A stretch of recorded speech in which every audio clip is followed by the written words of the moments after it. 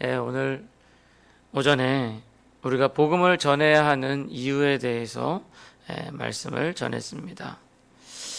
오늘 설교를 제가 오전에 길게 했지만 그 핵심은 참 단순합니다. 바로 하나님께서 그렇게 하기를 원하신다 이거죠.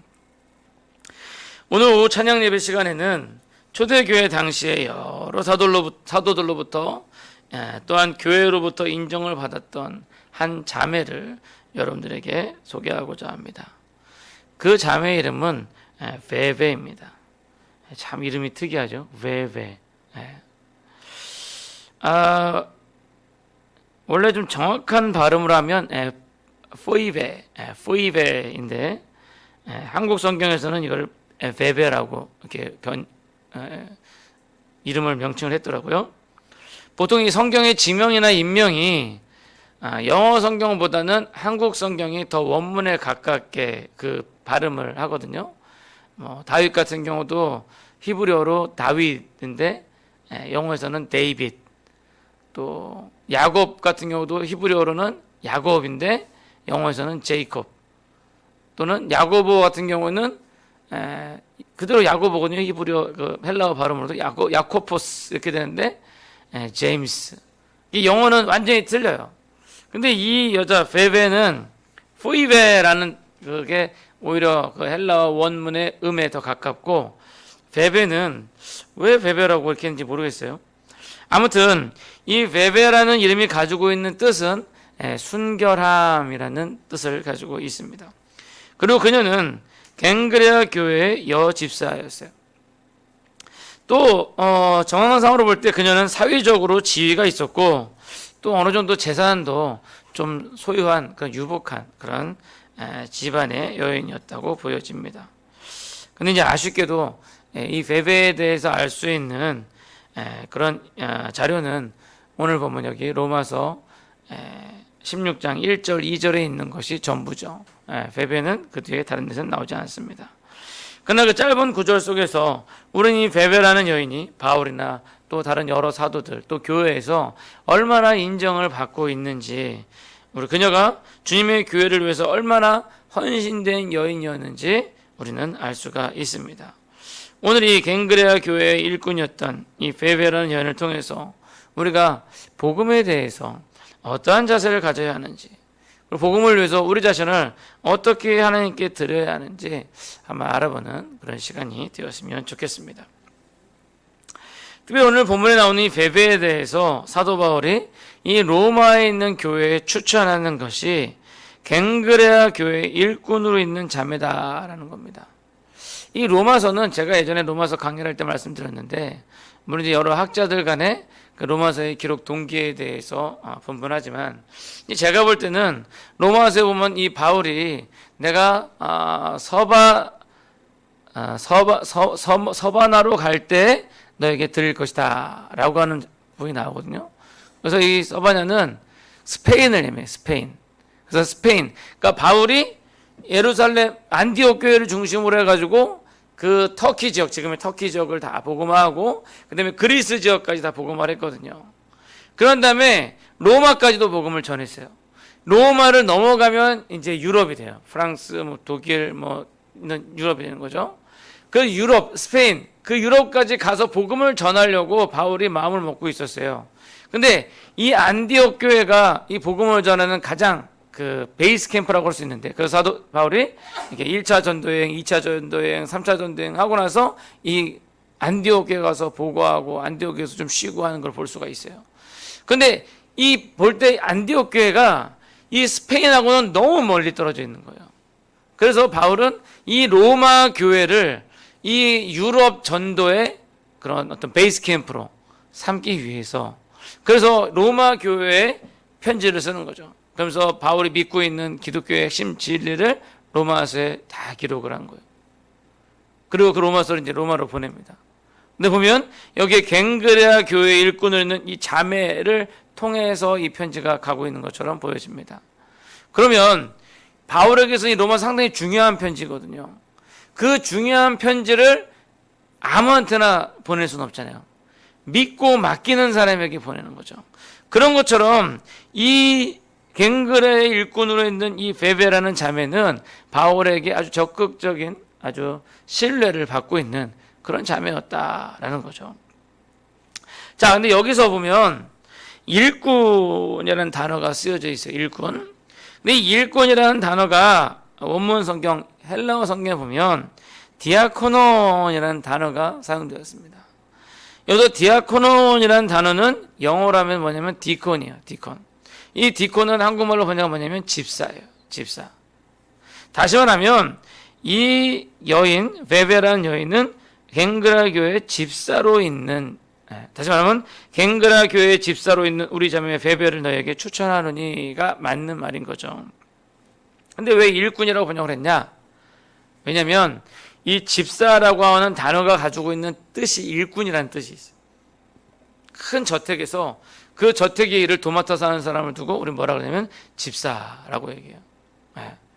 요즘에는 그 인터넷에 보니까 고양이들을 이렇게 우대해서 고양이를 돌보는 사람을 갖다가 사람 집사라고 얘기를 하더라고요. 그래서 고양이가 이렇게 말하는 것처럼 해서 오늘은 사람 집사가 사료를 좋은 걸로 바꿔줬다, 뭐 이런 식으로 이제 뭐 이렇게 그처럼 그 집사라는 것은 그 일을 전적으로 돌보는 그러한 사람을 의미하는 거죠.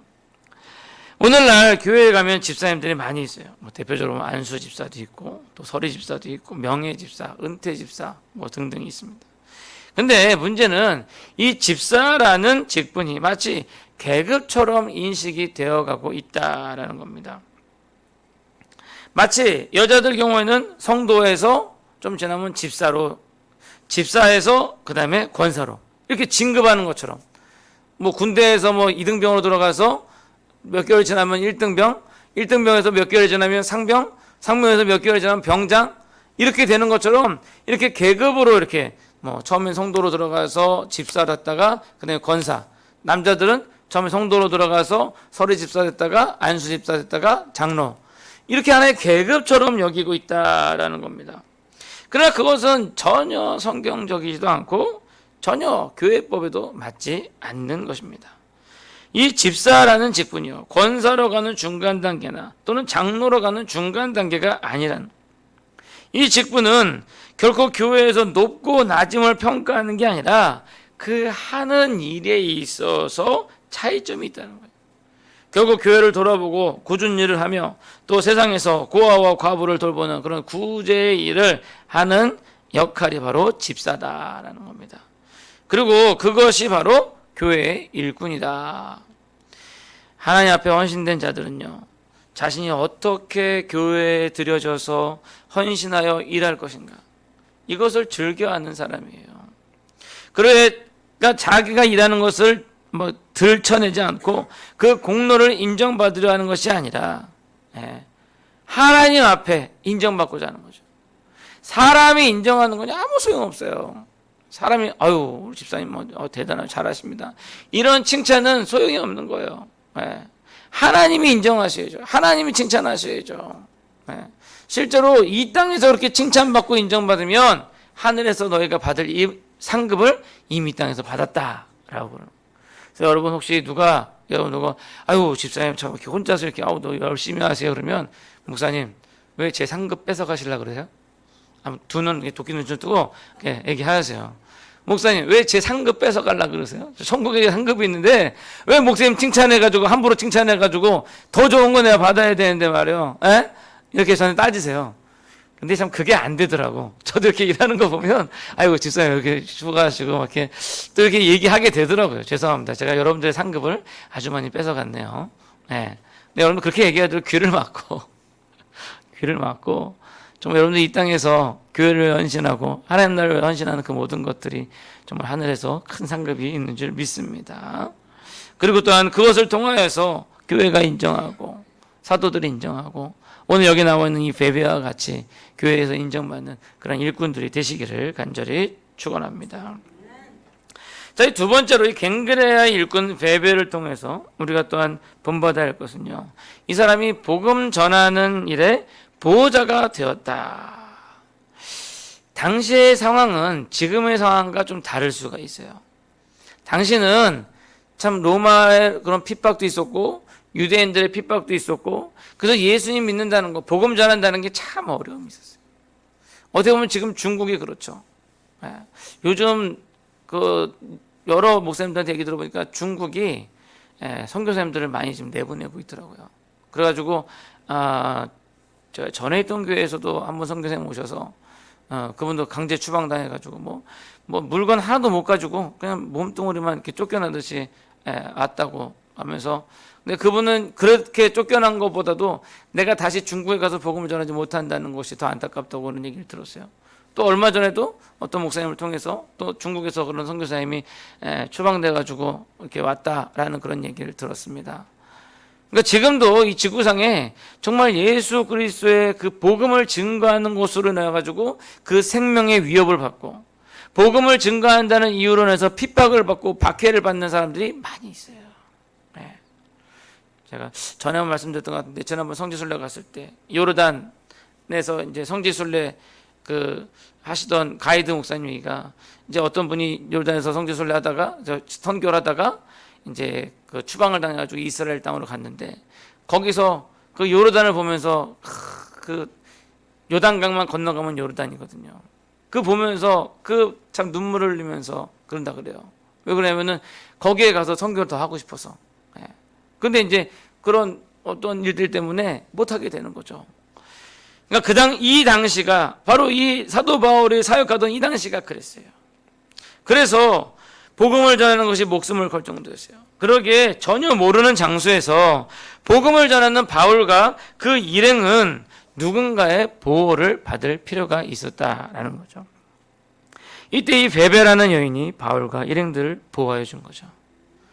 자, 아까 그래서 이 여인이 좀 재산이 있는, 사회적인 지위가 있는 그런 여인이었을 것이다. 왜? 그러니까 바울과 일행들이 복음 전하는 것을 누가 이제 핍박하는 것 이런 것을 이제 커버해 줄 수가 있는 그런 능력이 되었던 여인이었던 것 같습니다. 따라서 여러분들도 복음을 전하는 자들, 특히 말씀 사역자들의 보호자가 되어야 한다라는 거죠. 우리가 복음을 전하면서 효과적으로 될 수 있도록 여러분들이 물질로 후원하고 또 기도로 후원하고 항상 따뜻한 관심으로 후원하는 그러한 여러분들이 되시기를 소원합니다. 우리가 복음을 전한다는 게 단지 가서 예수 믿으세요 라고 얘기하는 것만으로 복음을 전할 수 있는 게 아니거든요. 이게 오늘날에는 특히 현대에 있어서는 좀 우리가 전략적으로 좀 바꿔야 돼요.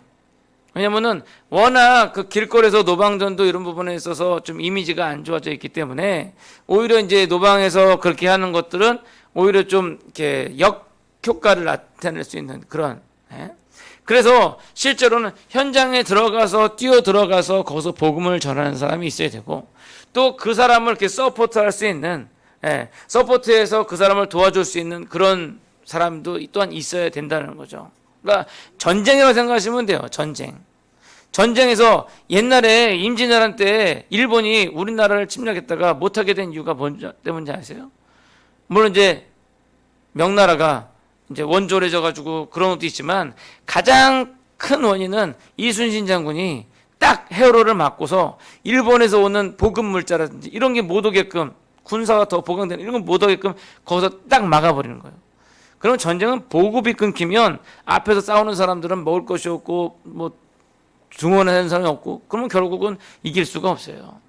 우리가 이 복음으로 사실 전쟁을 하는 것과 마찬가지거든요. 그러면 선교사라든지 또는 전도하는 사람들이 앞에서 이렇게 전도하고 그러면 뒤에서 그걸 받쳐줘서 서포트하는 사람이 분명히 있어야지만 그게 효과적으로 복음을 전할 수 있다. 제가 남아공에 있을 때 한 침례교 목사님이랑 한번 그 목사님이 이제 남아공에 처음 오셔서 제가 이제 서포트하고 이제 좀 정착하는 걸 좀 도와드린 적이 있어요.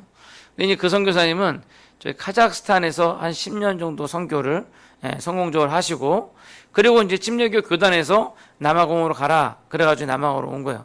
근데 그 선교사님이 남아공으로 오게 된 이유가 뭐냐면, 정확하게 오래돼서 기억이 안 나는데 북아프리카 쪽이에요. 북아프리카 쪽에 있는 그 침례교 선교사가 부인이랑 사모님이랑 이제 같이 선교를 하고 있었는데, 근데 아무래도 이제 그 선교 지역에서 한국 사람 하나도 없는 가운데서 거기서 뛰어들어 선교를 하다 보니까 아마도 제가 정확하게 듣지 않는데 이제 짐작하건데 사모님 좀 우울증이 있으셨던 것 같아요.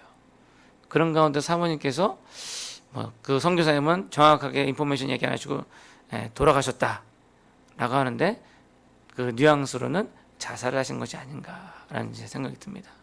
그래서 친례교 선교 거기서 무슨 생각을 했냐면 그 아프리카 오지로 이렇게 선교사를 보냈는데 그냥 그렇게 보내고 니네 갔으니까 열심히 해라 이게 아니라 중간에 어떤 베이스 캠프를 만들어서 거기서 잠깐 와가지고 쉬기도 하고 좀 거기서 이렇게 서포트할 수 있는 그런 역할이 필요하다 해서 그래서 이 카자흐스탄에서 10년 동안 선교의 선교사님을 남아공으로 보내셨더라고요.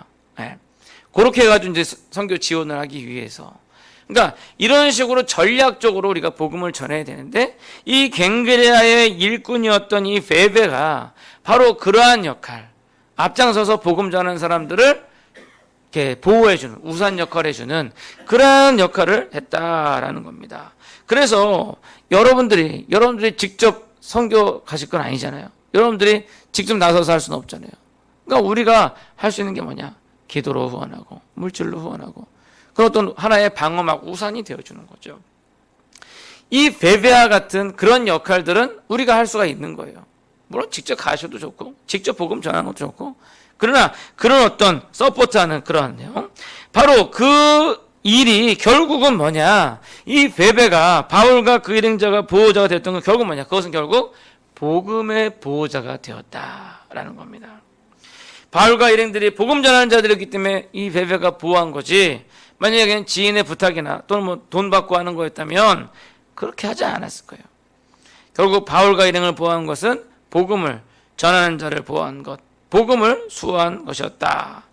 오늘날과 같이 핍박이 없는 이 평화로운 시대에 사실 어떻게 보면 먼 곳에 선교를 간다든지 그런 중국이나 어떤 그런 제3국에 선교를 간다든지 그렇지 않고는 우리가 한국에서는 우리가 복음을 전한다. 그래가지고 핍박을 받는 것도 아니고 옛날에는 교회 다닌다고 핍박도 많이 받았어요. 여름 성리학교 한다 그러면 더우니까 그때는 에어컨도 없으니까 선풍기 켜고 그래 더우니까 창문 열어놓으면은 옆집에 이제 2층 집 아주머니가 물 탁 껴져가지고 물벼락 맞고 막 그랬어요. 요즘에는 그렇진 않잖아요. 교회들이 다 방음이 잘 돼 있고 그러니까 그런 건 없는데 그래서 그런 핍박은 없지만 그러나 그런 물리적인 보호가 필요하진 않지만 그러나 오늘날 이 혼탁한 세상 사람들이 진리를 어그러뜨리려 하고 진리를 훼손시키려 하고 그러면서 전도의 길이 점점 막혀가고 있는 이 시대에 정말 우리가 필요한 게 뭐냐? 복음의 수호자가 되어야 된다. 이 진리의 수호자가 되어야 된다. 당당히 주의 복음을 선포할 수 있어야 된다. 뭘로요? 나의 삶으로. 나의 삶의 모습으로. 오늘날 포스트 모던 시대로 가면서 사람들이 어떤 마음이냐면 야 너도 옳고 나도 옳다. 전에는 내가 옳다 서로 싸웠는데 이제는 포스트 모던 시대 가면서 싸우는 게 지겨우니까 그래 너도 옳고 나도 옳다. 그래 불교도 거기서 열심히 도를 닦으면 천국에 그 자기들이 얘기하는 극락에 갈 수 있겠지. 유교도 자기들이 이렇게 선을 쌓으면은 이 땅에 윤리적인 그 유토피아를 만들 수 있겠지. 나는 기독교니까 난 예수 믿고 천국 갈게. 너는 부처 믿고 극락 가. 이제 이런 식으로 돼버리는 그런 상대주의가 돼버린 거예요. 그러다 보니까 차츰차츰 진리가 희석되어져 가고 진리가 자꾸 어그러져 가고 있다는 거예요. 하나님의 말씀에 분명히 죄라고 기록되어 있음에도 불구하고 그걸 허용하는 결국 그것은 사랑의 결과가 아니라 그것은 무관심인 거예요.